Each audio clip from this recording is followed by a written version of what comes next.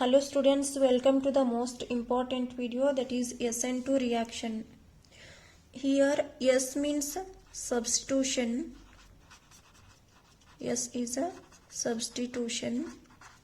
N is here nucleophilic. And 2 is here, it is a bimolecular. Andre order is here 2. Order is 2, second order reaction. S means substitution, N means nucleophilic, and 2 is a bimolecular. It is a bimolecular nucleophilic substitution reaction. Overall it is a bimolecular nucleophilic substitution reaction. This is the meaning of this SN2 reaction. So this in this SN2 reaction, the nucleo means it is a positive, and philic means it is a affection. Last video kuda ನಾವು ಇದನ್ನ discuss ಮಾಡಿದೀವಿ. So once again I am explaining here. This is a nucleophile. Nucleophile ಅಂತಲೇ ಇದು negative ಇರ್ತದೆ. So ಇದು ಯಾವುದಕ್ಕೆ affection ಆಗ್ತದೆ ಅಂದ್ರೆ ಪಾಸಿಟಿವ್ಲಿ ಚಾರ್ಜ್ಡ್ ಇರುವಂತ ಸಬ್ಸ್ಟ್ರೇಟ್ಗೆ ಅಟ್ರಾಕ್ಟ್ ಆಗ್ತದೆ. ಸೊ ಸಬ್ಸ್ಟ್ರೇಟ್ ಯಾವ ಟೈಪ್ ಇರಬೇಕಂದ್ರೆ ಹಿಯರ್ ಸಬ್ಸ್ಟ್ರೇಟ್ ಯಾವ ರೀತಿ ಇರಬೇಕು ಅಂತಂದ್ರೆ it will be optically active. It should be optically active. Optically active means it is a which is having a chiral carbon atoms, which is having a chiral carbon. As we know the chiral carbon, that is this is the carbon which is having a 3 groups, 4 different groups, that is X, Y, Z, and this is the P ಅಂತ imagine ಮಾಡ್ಕೊಡ್ರಿ. These are the 4 different groups. ಇವು 4 different groups ಅದಾವ ಈ carbon ಮೇಲೆ. ಇದು ಬೇರೆ ಅದ, ಇದು ಬೇರೆ ಅದ, ಇದು ಬೇರೆ ಅದ, ಇದು ಬೇರೆ. ಸೊ ಈ ಕಾರ್ಬನ್ ಏನ್ 4 ಡಿಫ್ರೆಂಟ್ ಗ್ರೂಪ್ ಹೊಂದೈತಲ್ಲ, ಇದಕ್ಕೆ ಖೈರಲ್ ಕಾರ್ಬನ್ ಅಂತ ಕರಿತೀವಿ. So this is the optically active chiral carbon atom. ಅದು ಸಬ್ಸ್ಟ್ರೇಟ್ ನಮ್ಮದು ಹೆಂಗಿರ್ಬೇಕು, ಆಪ್ಟಿಕಲಿ ಆಕ್ಟಿವ್ ಇರಬೇಕು.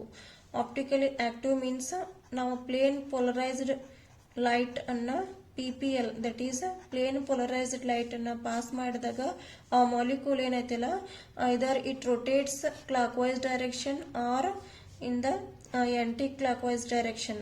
ಕ್ಲಾಕ್ ವೈಸ್ ರೊಟೇಟ್ ಆಗ್ಬೇಕಾ, ಇಲ್ಲ ಆಂಟಿ ಕ್ಲಾಕ್ ವೈಸ್ ರೊಟೇಟ್ ಆಗ್ಬೇಕಾ. ಕ್ಲಾಕ್ ವೈಸ್ ರೊಟೇಟ್ ಆಯ್ತು ಅಂತಂದ್ರ that is positive, anti clockwise rotate ಆತಂದ್ರ that is negative.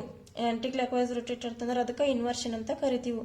So this is the optically active compound, the property. So here the substrate, this is the substrate. Carbon atom hengirbeku, this is carbon is a chiral carbon which is having a 4 different groups. Here also see the 4 different groups. One is H, R, R dash, and this is the X. Which is separated between a partial positive and negative charge, because this is a halogen which is having a negatively charged. Hence we can separate these two. ಇಲ್ಲಿ delta plus ಮತ್ತು delta minus ಬರ್ತದೆ. when come in contact with a nucleophilic substitution reaction ಮಾಡ್ಬೇಕಂದ್ರೆ nucleophile ಬೇಕು ನಮಗೆ. So ಈ nucleophile ಏನ್ ಮಾಡ್ತದೆ ಅಂದ್ರೆ it will attack either from the front side are from the back side of this substrate. Front ಸೈಡ್ಗೆ attack ಆಗ್ತದ, ಇಲ್ಲ ಬ್ಯಾಕ್ ಸೈಡ್ಗೆ ಅಟ್ಯಾಕ್ ಆಗ್ತದ. 2 ಚಾನ್ಸಸ್ ಅದಾವ ಇಲ್ಲಿ. ಈ ನ್ಯೂಕ್ಲಿಯೋಫೈಲ್ ಫ್ರಂಟ್ ದಿಂದನೂ ಅಟ್ಯಾಕ್ ಆಗ್ಬೋದು, ಬ್ಯಾಕ್ ಸೈಡ್ ದಿಂದನೂ ಅಟ್ಯಾಕ್ ಆಗ್ಬೋದು. ಸೊ ಇಲ್ಲಿ front attack is not so easy. ಇಲ್ಲಿ ಅಷ್ಟು ಈಸಿ ಆಗಂಗಿಲ್ಲ. Front attack is not possible in this case, because ಇದನ್ನು ಏನೈತಿಲ್ಲ, X is negatively charged, that is this is also electronegative, more electronegative, and nucleophile is also more electronegative. ಇವು ಎರಡರ ನಡುವೆ ಏನಾಗ್ತದ, repulsion ಆಗ್ತದ. ಇದಿಲ್ಲಿ ಅಟ್ಯಾಕ್ ಆಗೋದಿಲ್ಲ. ಅದೇ ಈ ನ್ಯೂಕ್ಲಿಯೋಫೈಲ್ ಏನೈತಿಲ್ಲ, ಈ ಸೈಡ್ ಅಟ್ಯಾಕ್ ಅದ. ಇಲ್ಲಿ X minus away from this carbon atom, ಇದರಿಂದ ದೂರ ಐತಿ. ಸೊ ಇಲ್ಲಿ ರಿಪಲ್ಷನ್ ಏನೂ ಆಗೋದಿಲ್ಲ. when this nucleophile will attack to this back side, easily ida living group ಆಗಿ ಹೊರಗೆ ಹೋಗ್ತದ.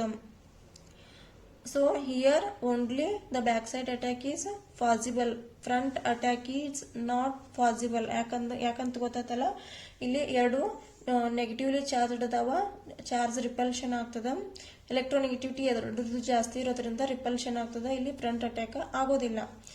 So when it will attack to this carbon center, this nucleophile, we will get the intermediate. This is the intermediate. ಇದು ಇಲ್ಲಿ nucleophile attack ಆಗೋದ್ರಿಂದ ಇಲ್ಲಿ ಇದಕ್ಕೆ bond formation ಅಂತ ಕರಿತೀವಿ. ಆಮೇಲೆ ಇದು ಹೆಲೋಜನ್ ಅಂತ ಇದು ಎಲಿಮಿನೇಟ್ ಆಗೋದ್ರಿಂದ, ಎಕ್ಸ್ ಎಲಿಮಿನೇಟ್ ಆಗೋದ್ರಿಂದ ಇದಕ್ಕೆ ಬಾಂಡ್ ಬ್ರೇಕಿಂಗ್ ಅಂತ ಕರಿತೀವಿ. ಬಿಬಿ ಬಾಂಡ್ ಬ್ರೇಕಿಂಗ್ ಅಂತ ಕರಿತೀವಿ. ಇದಕ್ಕೆ ಬಾಂಡ್ ಫಾರ್ಮೇಶನ್ ಅಂತ ಕರಿತೀವಿ. ಬಾಂಡ್ ಫಾರ್ಮೇಶನ್ ಮತ್ತು ಬಾಂಡ್ ಬ್ರೇಕಿಂಗ್ ಎರಡು ಅಟ್ ಎ ಟೈಮ್ ಆಗ್ತಾವ, ಇಲ್ಲಿ ಒಂದೇ ಸಲ ಆಗ್ತಾವ ಥ್ರೂ ಇಂಟರ್ಮೀಡಿಯೇಟ್. ಒಂದು ಇಂಟರ್ಮೀಡಿಯೇಟ್ ಪಾಸಿಬಲ್ ಐತಿ ಅದು, but not it is a stable. So what that intermediate nucleophile ಈ ಸೈಡ್ ದಿಂದ ಅಟ್ಯಾಕ್ ಆಗತೈತಿ, ಹೆಲೋಜನ್ ಈ ಸೈಡ್ ದಿಂದ ಎಲಿಮಿನೇಟ್ ಆಗತೈತಿ, ಎಕ್ಸ್ ಈ ಸೈಡ್ ದಿಂದ ಎಲಿಮಿನೇಟ್ ಆಗತೈತಿ. And these 3 groups are in this way, H R R dash ಈ ರೀತಿ ಅದಾವ. ಇಲ್ಲಿ ಬಾಂಡ್ ಫಾರ್ಮೇಶನ್ ಆಗತೈತಿ, ಇಲ್ಲಿ ಬಾಂಡ್ ಬ್ರೇಕಿಂಗ್ ಆಗತೈತಿ. So this is a pentavalent intermediate. Pentavalent intermediate ಇದಿರೋದ್ರಿಂದ this is not stable, stable ಇರಂಗಿಲ್ಲ. ಸೊ ಏನಾಗ್ತದ ಅಂತಂದ್ರ ನ್ಯೂಕ್ಲಿಯೋಫೈಲ್ ಅಟ್ಯಾಕ್ ಆಗಿ ಈ ಹೆಲೋಜನ್ ಎಲಿಮಿನೇಟ್ ಆಗಿ ಹೋಗದ. ಎಚ್ ಆರ್ ಆರ್ ಡ್ಯಾಶ್ ಇವು 3 ಗ್ರೂಪ್ ಏನದಾವಲ್ಲ, ಈ ಕಡೆ ಫಸ್ಟ್ ಇರೋದು ಸಬ್ಸ್ಟೇಟ್ ಒಳಗಡೆ 3 ಗ್ರೂಪ್ ಈ ಸೈಡ್ ಇದ್ದು ಲೆಫ್ಟ್ ಸೈಡ್ಗೆ. But when this nucleophile attack ಆಗ್ತದಲ್ಲ, ಆವಾಗ all these 3 groups are shifting to right side. ಯಾಕಂದ್ರೆ ಇದಕ್ಕೂ ಸ್ಪೇಸ್ ಕೊಡ್ಬೇಕಲ್ಲ ನ್ಯೂಕ್ಲಿಯೋಫೈಲ್ಗೆ, ಅದಕ್ಕೆ ಇವೆಲ್ಲ ಗ್ರೂಪ್ ಏನದಾವಲ್ಲ ಈ ಕಡೆ ಶಿಫ್ಟ್ ಆಗಿಬಿಡ್ತಾವ ರೈಟ್ ಸೈಡ್ಗೆ. ಹತ್ರ ಅರೇಂಜ್ ಆಗಿ ತಮ್ಮ ನಡು ಅರೇಂಜ್ ಆಗಿ ಸ್ಪೇಸ್ ಕೊಟ್ಟು ಈ ಕಡೆ ಶಿಫ್ಟ್ ಆಗಿಬಿಡ್ತಾವ. ನ್ಯೂಕ್ಲಿಯೋಫೈಲ್ ಈ ಕಡೆ ಅಟ್ಯಾಕ್ ಆಗ್ತದ. H is here and R is back side and R dash is front side. So ಇಲ್ಲಿ ಏನಾಗತೈತಿ, ಇನ್ವರ್ಷನ್ ಆಗತೈತಿ. ಈ ಕಡೆ ಎಲ್ಲ ಲೆಫ್ಟ್ ಸೈಡ್ಗೆ ಇದ್ದು ಇಲ್ಲಿ ರೈಟ್ ಸೈಡ್ಗೆ ಏನು ಫಾರ್ಮೇಶನ್ ಆಗತ್ತಲ್ಲ, this is called inversion. That is inverted product. ಇದಕ್ಕೆ ಇನ್ವರ್ಷನ್ ಪ್ರಾಡಕ್ಟ್ ಅಥವಾ ಇನ್ವರ್ಟೆಡ್ ಕಾಂಪೌಂಡ್ ಅಂತ ಕರಿತೀವಿ. So this inversion is also called as a Walden inversion, because here it is anti clockwise. Clockwise direction rotate ಆತಂದ್ರ ಅದು this is in the form of clockwise. ಇದೇನೈತಿ clockwise ಒಳಗೈತಿ. But ಇಲ್ಲಿ convert ಆಗ್ತಾ ಇರೋದು ಏನೈತಿಲ್ಲ ಆಂಟಿ ಕ್ಲಾಕ್ವೈಸ್ ಮ್ಯಾನರ್ ಒಳಗೈತಿ. ಯಾಕಂತಂದ್ರ all these 3 groups are shifting this side to this side, ಇಲ್ಲಿದಿಂದ ಈ ಕಡೆ ಹೊಂಟಾವ. So it is called as it is in anti clockwise direction. And this product is called inversion product. It is only single step reaction here. Nucleophile will attack on this side and living group go as this side. ಇಲ್ಲಿ liberate ಆಗಿ living group ಹೋಗ್ತದ. Attack of nucleophile and removal of this leaving group takes place simultaneously. Hence this reaction is single step reaction ಅಂತ ಕರಿತೀವಿ ನಾವು. So similarly the ಪ್ರೋಟಿಕ್ ಇಲ್ಲಿ solvent ಯಾವ ರೀತಿ ಇರ್ಬೇಕಪ್ಪ ಅಂತಂದ್ರೆ, it should be polar aprotic solvent ಇರಬೇಕು. polar aprotic solvent. polar ಅಂತಂದ್ರೆ this is a polarity generate ಆಗಬೇಕು. where the polarity will be generated, that is a polar solvent. and aprotic means here no. aprotic means no proton. protic ಅಂದ್ರೆ proton ಇರ್ತದ, aprotic ಅಂದ್ರೆ no proton. there will be no proton availability to give any other substrate. and here the polarity generated ಎಲ್ಲ ಆಗ್ತಿದ್ಲ, ಅದಕ್ಕೆ polar ಅಂತ ಕರಿತೀವಿ. ಇಲ್ಲಿ solvent ಯಾವ ರೀತಿ ಇರ್ಬೇಕಂದ್ರೆ ಪೋಲಾರ್ ಅಪ್ರೋಟಿಕ್ ಸಾಲ್ವೆಂಟ್ ಇರಬೇಕು. So for example, if we take example, acetone is an example for this polar aprotic solvent. Acetone, the structural formula is this is. ಇದು ಹೆಂಗ ಪೋಲಾರ್ ಆಗ್ತದ ಅಂತಂದ್ರ ಕಾರ್ಬನ್ ಮೇಲೆ O- ಪ್ಲಸ್ ಆಗ್ತದೆ. So it is polar. ಮತ್ತಿಲ್ಲಿ there is no proton to donate, ಅದಕ್ಕಿದ polar aprotic solvent ಆಗಿ act ಆಗ್ತದೆ. Because we need strong nucleophile. ಇಲ್ಲಿ ಏನಾಗ್ತದೆ ಅಂದ್ರೆ it is a bimolecular reaction ಇರೋದ್ರಿಂದ the rate of reaction depending on both nucleophile as well as substrate. Hence we need here the nucleophile is strong because the reaction taking place in a single step. Reaction ಏನಾಗತೈತಿ only one step formation ಆಗತೈತಿ. See here the reaction taking place in a single step. Attack of nucleophile and removal of this living group takes place simultaneously in a single step. Hence the solvent will be polar aprotic solvent.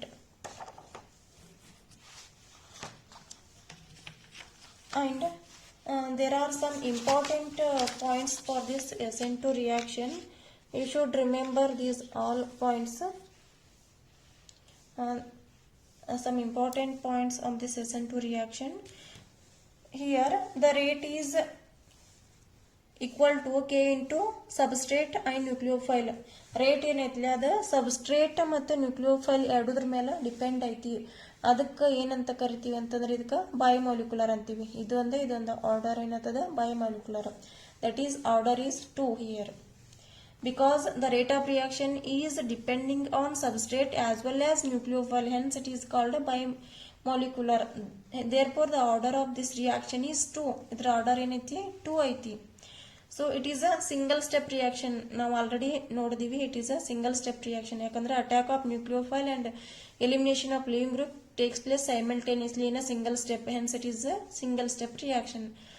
And next one is the solvent we need is polar aprotic solvent. For example acetone we have seen. acetone ಒಳಗಡೆ polarity generate ಆಗ್ತದೆ ಮತ್ತು ಇದು proton ಅನ್ನು donate ಮಾಡಂಗಿಲ್ಲ, ಅದಕ್ಕೆ polar aprotic solvent ಅಂತ ಕರಿತೀವಿ. So one more thing ಏನಂತಂದ್ರೆ if optically active compound is taken, inversion product is formed. Optically active compound ಅನ್ನು ನಾವು ತಗೊಂಡಿವಿ ಅಂತಂದ್ರೆ inversion product formation ಆಗ್ತದೆ. See here we have taken optically active compound ತಗೊಂಡಿದ್ದೀವಿ ಇಲ್ಲಿ. ಯಾಕಂದ್ರೆ this is a chiral compound ಇತ್ತು. chiral ಅಂತಂದ್ರೆ ಈ ಕಾರ್ಬನ್ ಮೇಲೆ 4 ಡಿಫರೆಂಟ್ ಗ್ರೂಪ್ಸ್ ಇದ್ವು. So it is a chiral and that is also optically active compound ತಗೊಂಡಿದ್ವಿ. We got here the inversion product. ಇಲ್ಲಿ inversion product formation ಆಗಿತ್ತು. ಇದಕ್ಕೆ ನಾವು Warden inversion ಅಂತಾನೂ ಕರಿತೀವಿ. So ಅದಕ್ಕೆ optically active compound we have taken, inversion product is formed. Inversion product form ಆಗ್ತದ. And the next point is rate is inversely proportional to steric hindrance. Inversely proportional to steric hindrance of this substrate. the steric hindrance ಏನೈತಿಲ್ಲ ಅದು rate ಗೆ inversely proportional ಇರ್ತದ. ಅಂದ್ರೆ stearic hindrance ಬಾಳ ಇತ್ತಂದ್ರೆ rate ಕಡಿಮೆ formation ಆಗ್ತದ. Rate of the reaction will be slower if the substrate having a steric hindrance. Substrate ಒಳಗಡೆ steric hindrance ಇತ್ತು ಅಥವಾ ಬಲ್ಕಿಯರ್ ಮಾಲಿಕ್ಯೂಲ್ಸ್ ಬಾಳ ಇದ್ವು ಅಂತಂದ್ರೆ ಅವಾಗ ರೇಟ್ ಕಡಿಮೆ ಇರ್ತದೆ. Bulkier ಅಂತಂದ್ರೆ crowd, that is see here if this is a substrate, this whole thing is a substrate. here ಇವೇನದಾವಲ್ಲ H CH2 CH3 and CH3 ಇವೇನದಾವಲ್ಲ ಬಲ್ಕಿಯರ್ ಇದ್ವು ಅಂತಂದ್ರೆ ಅದ ರೇಟ್ ಕಡಿಮೆ ಇರ್ತದೆ. ಬಲ್ಕಿಯರ್ ಇಲ್ಲ ಅಂದ್ರೆ ರೇಟ್ ಜಾಸ್ತಿ ಇರ್ತದೆ. Rate of the reaction will be more. This is the one kind of substrate here. See here one substitution ಏನೈತಿ ಇಲ್ಲಿ CH3 ಐತಿ, ಮತ್ತೊಂದು ಗ್ರೂಪ್ CH2 CH3 ಐತಿ, ಇನ್ನೊಂದು ಗ್ರೂಪ್ H ಐತಿ. and this is a living group. Nucleophilic attack ಮಾಡಿದ ನಂತರ ಏನಾಗ್ತದ ಅಂದ್ರೆ ಇಲ್ಲಿ this reaction is very difficult. ಈ ರಿಯಾಕ್ಷನ್ ನಮಗೆ ಬಹಳ ಡಿಫಿಕಲ್ಟ್ ಆಗ್ತದೆ.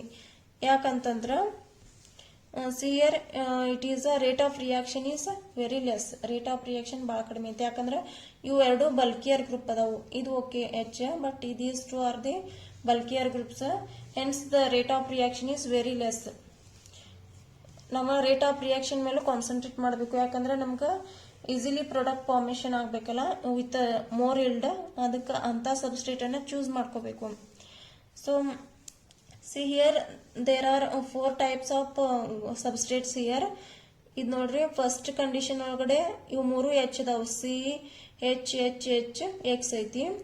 ಇದು ಜೀರೋ ಆರ್ಡರ್, ಇದರದ ಆರ್ಡರ್ ಏನೈತಿ ಜೀರೋ ಐತಿ.